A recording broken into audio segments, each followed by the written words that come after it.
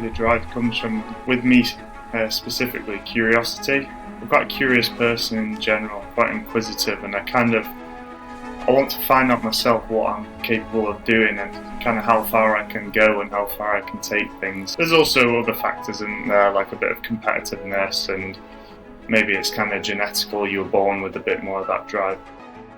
I'm not always trying to be the best out of a group of people. I'm more about trying to improve on what I've done now, learning the skills behind the different sports. So that's something you can do, which is just time consuming, and it really is just a matter of applying as much time to that as you can. Our minds are so weak and they want to give up right away at the first hint of resistance. So how do you continually overcome the mental hurdles, the pitfalls that try and get you to fall in, to stop training, to stop pushing yourself, to not reach the next level? For me personally, it's just booking the race.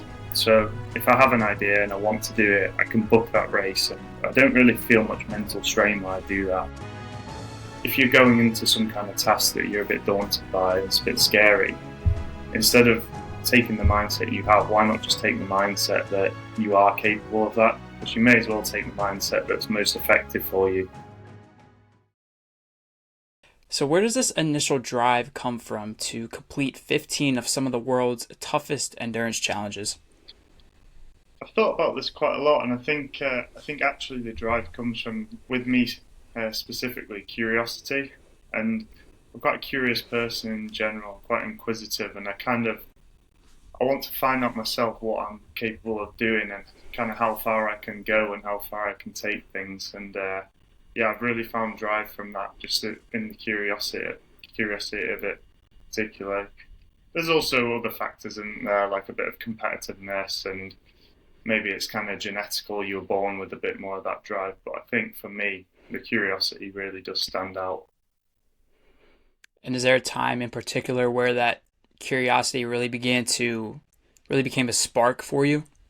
Yeah, I used to do triathlon quite competitively when I was younger, so I've always had that competitive side to me. But it was more about the racing, the short distance kind of stuff, and just trying to beat other people. And as I've got older, I've sort of moved away from that, and I'm not always trying to be the best out of a group of people. I'm more about trying to improve on what I've done now, and that's really been quite a big thing for me. I feel like there's more curiosity in that, in what training will work, and with the longer races as well, there's so much more that can go wrong. In a 5K or a sprint triathlon, for example, you can sort of just grizz through anything, no matter what the kind of pain is. Maybe you're losing a toenail, it's only 30 minutes, it doesn't really matter. But when the race is 12, 24 hours, you really have to think of everything more, and you have to prepare more um, in certain ways. So, yeah, there's quite a lot of interest and curiosity behind that for me. And before we get into the different sports, I wanted to touch on that competitive part that you brought up. I think growing up playing sports, that competitive drive that just fuels you for so many years. I think once you stop playing sports, a lot of people seem to lose that. And I think it's important to carry that with you throughout life, because even business, podcast, whatever that looks like, it's extremely competitive out there. And I think just steadily maintaining that competitive edge, that mindset of, competing, getting 1% better, whatever that looks like, and implementing that daily is going to give you a competitive advantage in the long term when it comes to people who are, they don't have the athlete mindset. They aren't showing up every day. They aren't always trying to progress. Yeah, I couldn't agree more. And I've actually seen this in my own life too, because as I was growing up, I've always been kind of getting up early and going to do my training, and I never really did anything else outside of that when I was younger. But as I've got older, I've realised that you can transfer that. It's definitely a transferable skill, and you can move it into anything you want, whether that be your job, your relationships, any sort of side business you have. It is completely transferable. It's obviously a different skill, but once you learn to harness it in a different environment, it's so useful. And I've seen that in a lot of my friends too, who've been quite high level athletes when they've been younger. They've gone on to do something, probably not in sport, but they've still done really well at it. And it's purely because of what you said. It's that sort of drive and discipline that you get from doing something to a high level.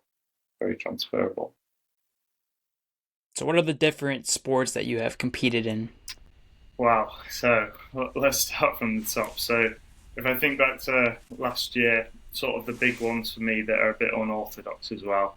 There's obviously the usual kind of ones like running. So I did a 100k ultra marathon for that. Swimming, I swam the longest lake in the UK, which is Lake Windermere at 11 miles. Cycling, I did the Round Norfolk Epic. So that was a 200-mile road race. And that actually came 1 week before the ultramarathon as well. So I still had DOMs going into a 100-kilometre run, which, yeah, was a bit of a worry on the start line, but it turned out to be okay. Then there was quite a lot of really ones that I'd never dabbled in and I didn't have much of a clue about, and I just had to learn as quickly as I could. So that got me into a new sort of mindset of just trying to learn things as quickly as possible, which was kayaking. So there's a race called the DW Canoe Race, and it's the length of the River Thames, effectively, with a few different canals in it, 125-mile. And yeah, so that was definitely one of the harder ones I had to train for. And then in endurance sports as well, you can only kind of get to a certain level in the UK specifically. So I had to go abroad for some like cross country skiing. So I did the second longest, the biggest cross country race in the world, which is the Vasaloppet, and that was in Sweden, 90 kilometers. And yeah, you have to get a bit unorthodox in your training methods to train for stuff like that. Because obviously no snow in the UK, so it turned into a lot of running, a lot of gym work, a lot of time on the ski erg. And then there was also other ones which a bit less endurance based, like caving, yeah, and so on, sailing, for example, where more skill based than endurance based. But yeah, that's all I can think of off the top of my head. But 15 sports, so yeah, there's probably quite a lot more than that. Yeah, that's insane. So, we see these different challenges spanning wide range of different sports.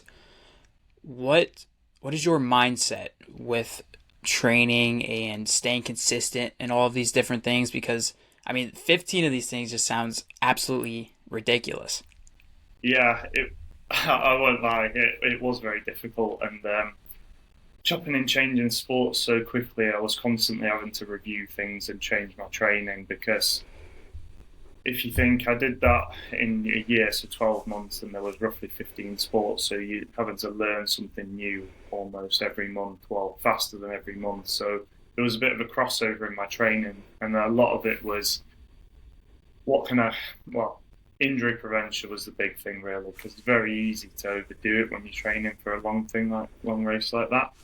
And it was just sort of making sure that I was as resilient as possible in the areas I needed to be. So I started thinking about that in terms of strength and conditioning training in the gym.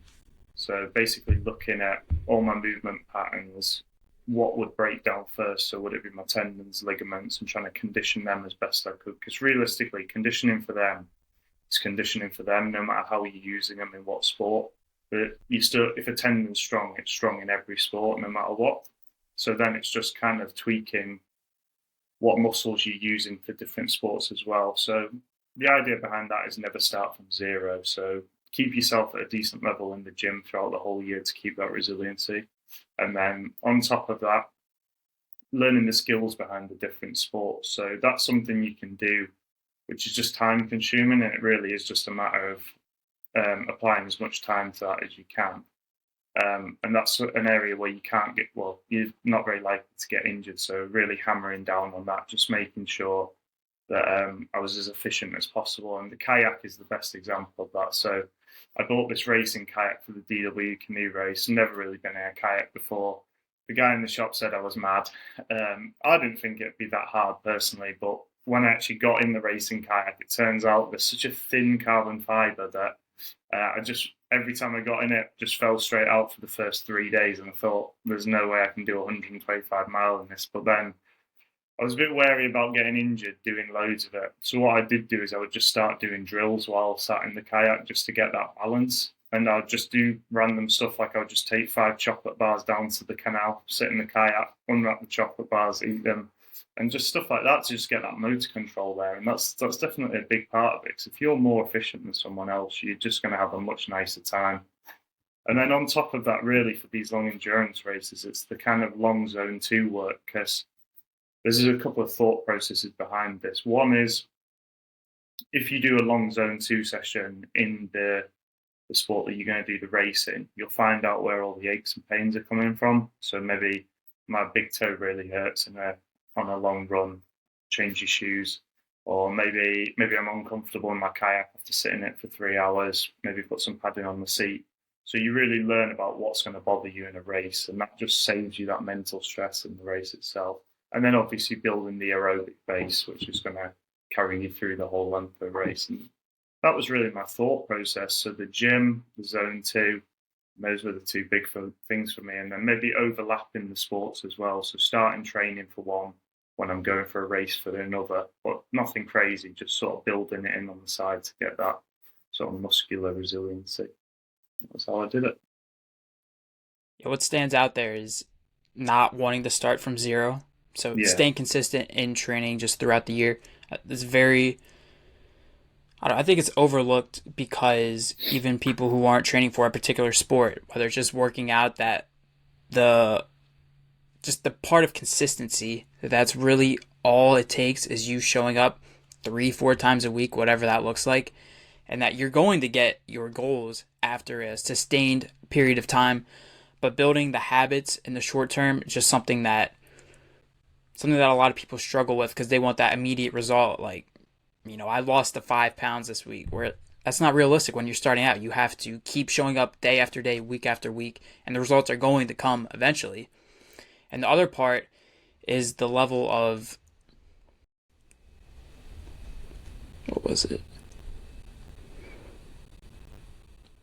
I guess mindset as a whole, because our minds are so weak. Our minds are so weak, and they want to give up right away at the first hint of resistance. So how do you continually overcome the mental hurdles, the pitfalls that try and get you to fall in, to, stop training, to stop pushing yourself, to not reach the next level? Yeah, there's a couple of things. I think with mindset, the big one for me is, I know everyone differs on this, but for me personally, it's just booking the race.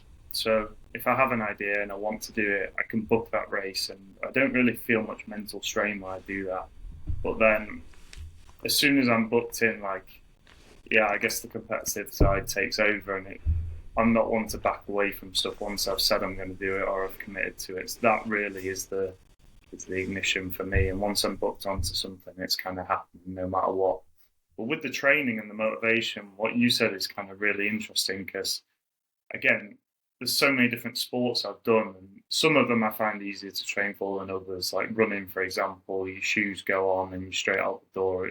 It's fairly easy. But ones like kayaking, where you have to drive somewhere, get your kayak off the roof, get in your sort of kit, which takes a while, get wet and cold. It's not as pretty and not as glamorous. So some of them I found it much harder. But I don't know if you've read it, but a book, Atomic Habits by James Clear, that kind of helped. I read that years ago, but I sort of brought that back into my training, because he talks about, if you don't want to do something, just say you're going to do the basics of it. So, and I think Jordan Peterson mentions this too. So, for instance, if you really don't want to write, you write in the book.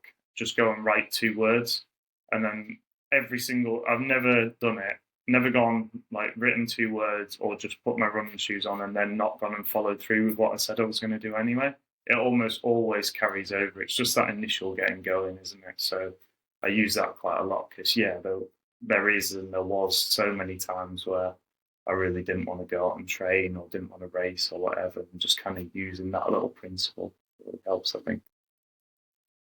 Yeah, that first level of resistance is always the toughest to overcome. Recently talked to an author who wrote a book on procrastination, Pat Sanahan, and he said, if you can just start, if procrastinators can just start, take the first step, then there's a good chance that they're going to follow through with whatever they set out to do, which is interesting, because you look at, whether it's students with college, a business, a task they don't want to do, they think it's this crazy thing that's going to take so long for them to do and it's going to suck. But if you can just take the first steps and get going, then once you're in the zone, then you're just Mm. going to be able to fly through it. Yeah, absolutely. And it really doesn't take that long to get in the zone either, does it? It is just that initial resistance for sure. So what's the key to building this insane amount of endurance that you've been able to accumulate over the years with these different challenges you've completed? I wouldn't even say it is extreme endurance, really. I wouldn't say if I was to go up against a lot of different athletes, I would really have that much more than them in terms of capability in the gym or on the field. It's more just I think it comes down to two things, and one of the things I always say is I'm quite willing to be uncomfortable, and like I'm okay with that, and that's just come through all the years of training. And it's something that you learn purely by just being uncomfortable, and yeah, because it will get to that stage in the race. There's no doubt about it. You don't know if it's going to come 3 hours in or if it's going to come 24 hours in, but it will come to a point where you are going to be uncomfortable and just learning that. I think telling yourself as well that that is going to come and well, that's just okay. That's just part of the process. That does help you sort of mentally deal with it, and as well the competitiveness will sort of push you through that. So I'd say that's definitely one side of it. Um, and then I think yeah, I think in terms of endurance, it's really just something that you build over years and years, and you just keep chipping away at it. One of the big things for me definitely is like because I've done quite a lot of sport when I was younger, I sort of already have a level I know I can go to. So when I was thinking about what races to enter, it was kind of like, well, I've done that in training before, so I know I could do that, or I've done that in a race before, so I know I could do that. And you start building up kind of this picture of, well, I know I can go that far, but can I go a bit further? And it's just a case of really just building that up over time. It does give you a lot of confidence too, because even just talking to people or you're thinking about stuff in your head, you're like, well, I've done this, so I could definitely do that. And that again is applies in every single aspect of life, doesn't it? Whether you're starting a business, if you started one business and it's gone well, you're going to feel a lot more confident about starting another and it going well. Or if you've done a 10K, you're going to feel a lot more confident about running a half marathon than you are if you've never run before. So it really just is a process that takes years, and you keep building and building on that, and your confidence just grows and grows, and you feel like you're able to do these things. It's something I try and push out to people quite a lot. But you just need to get started, really, and go from there. Yeah, two things that I've seen brought up uh, pretty repetitively, just talking to different people in business, high achievers, this conversation. The first one being that athlete mindset we talked about earlier. And then the next one you just touched on is the role of comfort, especially that one, how seeking discomfort is really just a way that you want to live by to achieve your goals. Because at the end of the day, comfort is a silent killer that slowly depletes the life out of you, drains you of any dreams, aspirations you have, and it makes your life just all right. Not bad enough where, you want to go out, you want to make the change, you want to start the business, that you're just fine where you're at. And then before you know it, you have years go by, weeks, months, years go by, and then you're still in the same spot, kind of miserable, but it's kind of all right because you're just living in constant hedonism and living for the weekends. And then you look back and your life is essentially coming towards the end and you've lived just a mundane life. Yeah, I couldn't agree more. And if I swing that as well and I turn it on its head, so if we look at the person who's not living the comfortable life and they're really working on themselves, I feel like that takes years before you start getting to a point where people can actually see it. And I found this with myself. So I've worked quite hard for a number of years now. And I'm only, 3, 4 years down the line, I'm only really starting to get to the point where people know me as that person who does work hard. And that's just through your achievements, really. But it's kind of a slow, lonely process, isn't it? When you're doing things that are different to other people, like going out, doing all these sports, and everyone thinks it's a bit odd, but then it kind of becomes your personality, and everyone starts seeing you then as that person who can just do any race. And you think, well, when did that suddenly happen? Because there's been 3 years where everyone just thought I was a bit odd for doing a load of sports and training really hard and getting up early in the morning. But Yeah, it is a slow process. It's definitely not something that comes straight away, is it? It's that lonely chapter that I Yeah, see Chris Williamson I know. brings up a Yeah. lot, and that resonates so much. Yeah, his chat with Alex Hormozy about that, it's so true, isn't it? Everyone has to go through that, and it's a shame, isn't it? And Alex really puts it well when he says that no one really roots for you on the way up either, do they? It's a very lonely journey, and you just have to be your own cheerleader and find that intrinsic motivation. Yeah, it's so true. It's exactly what I found. Yeah, and if you're in the lonely chapter, and it's tough, even starting a podcast is tough. When you started out, it was tough, but it's one of those things where contemplate what happens if you just give up and then you don't achieve the goals, and then years down the line you wonder, man, what if I was consistent with it? Would I have achieved the goals? Would I have completed the race? Whatever that looks like. And then that regret just plagues your mind, and there's nothing you're going to be able to do once that time has passed. Yeah, there's another one. I think this is Chris Williamson as well, but he talks about mindset and basically says that if you're going into some kind of task that you're a bit daunted by, it's a bit scary, instead of taking the mindset you have, why not just take the mindset that you are capable of that? Because you may as well take the mindset that's most effective for you. And I always try and think about that, even if it's not particularly true. Like me saying that I'm easily able to finish some race, even if I'm not easily able to finish it, I may as well just adopt the mindset that suits me the best because that'll give me the best chance of finishing it. I try and think about that a lot too. I feel like that helps a bit when you're in those situations. Definitely, yeah. So, what are some of the biggest lessons or takeaways that you have had from these endurance races? Ooh, lessons or takeaways? Think of, yeah, kind of what I was talking about earlier, where you just build that confidence through action and work and through achievements. And a lot of people, I feel like, look for confidence in places that you're not going to find it. And it really does just come through competence and knowing that you can do something. So I think that's definitely the biggest takeaway. Um, and for me, it's been quite good in the sense that maybe I knew I was able to do something in my own head before I'd gone and done it. But once you've actually done it, you kind of prove to everyone that you can do it. And again, like I said earlier, you start building your personality and what people think of you around that. I feel like that's quite a nice thing to sort of build your own character through the actions that you've taken. Yeah, and you keep building this resume in a way where you have proof of, I've completed this race after this race. I've continually progressed with this podcast episode to the next business. You keep leveling up your business, and then you have this proof that you show yourself when you experience doubt from others, when you have the setbacks, when you have all those things that you have already proven to yourself that you've been able to persevere through what's already tried to hold you down, tried to keep you back. Yeah, I couldn't agree more. It's so true, isn't it? So, what about any setbacks, any significant injuries from these different races? How were you able to overcome them?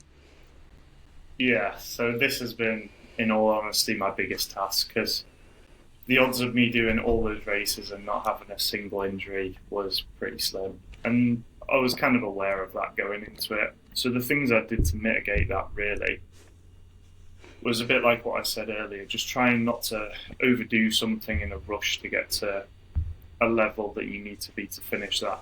And I like thinking about that in terms of starting with the end goal and then actually working backwards. So thinking, what would I need to be able to do in training if I wanted to finish this race? And I put that at sort of the highest level of my training. And then I'll just work back from that in a periodized fashion. And that always helps me because it gives you a better gauge of when you need to start training for something. And I was also quite strategic with the races I picked. So I would try and do, let's say, if I wanted to do a running race, the next race wouldn't be something leg intensive like cycling, even though I did do that. But that was because there was nothing else. But I would usually go if I've done a running race, I'd then go to kayaking, something upper body that isn't going to stress the same muscles, stress the same tendons. So trying to vary it like that just gives you that bit of extra recovery. And as well, it's just really looking after yourself all round. So I've read quite a lot of studies on sleep, and if you're getting under 7 hours sleep, most of the articles or the journals that I've read, it puts you at such a high risk of getting injured. So that's something I focus on quite highly. Nutrition as well.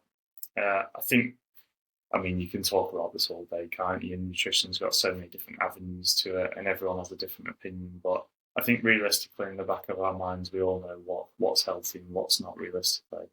So just keeping up with that, and then I think one of my biggest strengths actually is the fact that because I sort of stay on top of the three things, which I would say are fitness, sleep, and nutrition, I never really get ill. Like I can't think of a time I've actually been ill, and if I have, it's been for less than 24 hours, and that's helped me massively because it just builds on that consistency piece that you spoke about earlier.